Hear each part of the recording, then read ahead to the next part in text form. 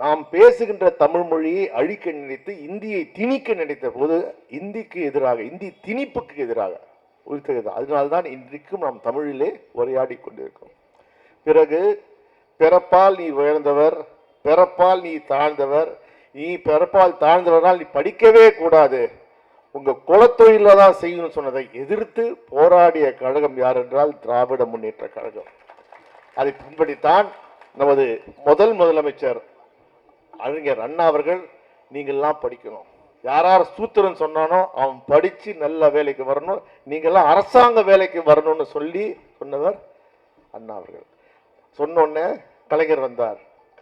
படிக்கிறதுக்கு கல்லூரி இல்லையா? ஏன்னா அப்பெல்லாம் பார்த்தீங்கன்னா 3 மாவட்டத்துக்கு 4 மாவட்டத்துக்கு தான் ஒரு கல்லூரி இருக்கும். நீங்க போகணும்னா கிராமத்திலும் போனா கஷ்டப்படும். ஒவ்வொரு மாவட்டத்திலும் கல்லூரி அமைத்து காட்டியவர் யார் என்றால் டாக்டர் கலைஞர் அவர்கள். அது மட்டும் இல்ல, கல்லூரியில் மருத்துவக் கல்லூரி எல்லாரும், அதாவது நம்ம தாழ்த்தப்பட்டவர் சொல்றியா, நாங்க வாழ்க்கையில் உயர்ந்து காட்ட வேண்டும் என்பது உறுதுணையா இருந்த கழகம் தான் திராவிட முன்னேற்ற கழகம். இன்று பாருங்கள், நமது முதல்வர் மு.க.ஸ்டாலின் அவர்கள் என்ன சார் வந்துட்டோம், படிக்க ஆரம்பிச்சிட்டோம், ஆனா நம்ம பிள்ளைங்களும் சந்தோஷமா படிக்க சொல்லி இந்தியாவில எந்த மாநிலத்தில் திட்டம் என்ன, காலை உணவு திட்டம். இதுக்கு இப்போ ஒரு காலத்துல பொம்பளைங்களாம் வீட்டு விட்டு போக கூடாது, படிக்கிற அடுப்புற பெண்களுக்கு படிப்பு இதுன்னு கேட்டாங்க.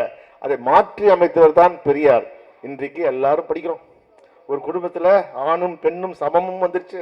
இன்னைக்கு ஆணும் பெண்ணும் சமமா இருந்து இன்னைக்கு வேலைக்கு போறாங்க. அப்ப காலங்காலத்துல இருக்கும் போது குழந்தைகளை சமைச்சிட்டு போது ஒரு கஷ்டமா இருக்குமே.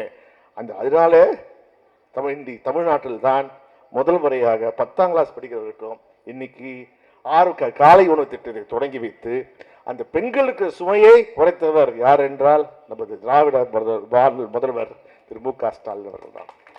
அது மட்டும் இல்ல, போராட்ட குணம்.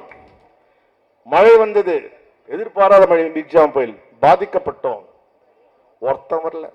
எங்க ஒன்றிய அரசிலிருந்து மோடி வரல, யாரும் நம்மளை பார்க்க வரவில்லை. நான் தருகிறேன் 6000 ரூபாய் நிதி, பணம் இல்லைன்னா 6000 ரூபாய் நான் தருகிறேன், ஒவ்வொரு குடும்பத்துக்கும் நான் தருகிறேன் சொல்லி கொடுத்தாங்க. மோடி வந்தார், சென்னைக்கு வந்தார், நம்ம பகுதி வந்து எட்டி பார்த்தாரா? பாருங்க, இந்த பக்கம் எவனாவது மொத்தம் வந்தானா? இங்க இது பத்தாதுன்னு பார்த்தீங்கன்னா தூத்துக்குடியில் இது வரைக்கும் வரலாறு காணாத மழை. எங்கள் வரி பணத்தை கொடுங்கள். அவருனே நம்ம அந்த நிர்மலா சீதாராமன் என்னது இதுனா ஏடிஎம்மா, நீங்க நடக்கிற போதெல்லாம் நாங்க காசு தருது. அப்பதான் சொன்னாரு, உங்க வீட்டு காசை கேட்கல, உங்க அப்பா வீட்டு காசை கேட்கல, எங்க வீட்டு காசை நாங்க கேட்கிறோம், கொடுங்கள். உரிமையை தட்டி கேட்கின்ற ஒரே கழகம் தான் திமுக. இந்த ஒரே முதல்வர் யார் என்றால், இதுக்கு முன்னாடி இருந்தாங்க 10 ஆண்டுகள் அஇஅதிமுக என்ன பண்ணாங்க, பூட்ட பொண்ணு கால விழுந்து நம்ம உரிமைகள் எல்லாம் கொடுத்துட்டாங்க. இன்னைக்கு உரிமையை மீட்டு உங்கள் பிள்ளைகளின் எதிர்காலத்தை காத்திருக்கிற ஒரே கழகம், ஒரே முதல்வர் யார் என்றால் அது முதல்வர் திரு மு.க.ஸ்டாலின் அவர்கள். அவர் பிறந்தநாளை முன்னிட்டு நலத்திட்ட நிகழ்ச்சிகள் பங்கேற்பதிலே மிகுந்த மகிழ்ச்சி. நன்றி, வணக்கம்.